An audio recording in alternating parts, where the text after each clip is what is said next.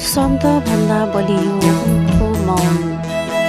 एकजना आत्मविश्वासी महिला जो हर दिन आफ्नो कठिन मेहनतले सबै कुरा हासिल गरिन्। उनीसँग हर कुरा थिए।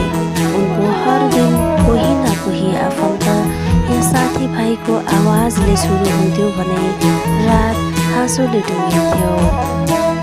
उनी सधैँ अरूका लागि समय निकाल्थिन्।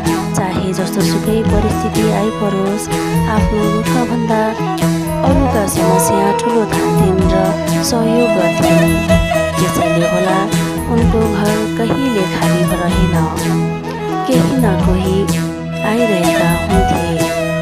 घरमा हर दिन चिया कफीको साथमा धेरै परिकारहरू बन्थे। आफ्नै काममा निकै व्यस्तता भए पनि आफ्नाका लागि भने उनीसँग प्रशस्तै समय हुन्थ्यो।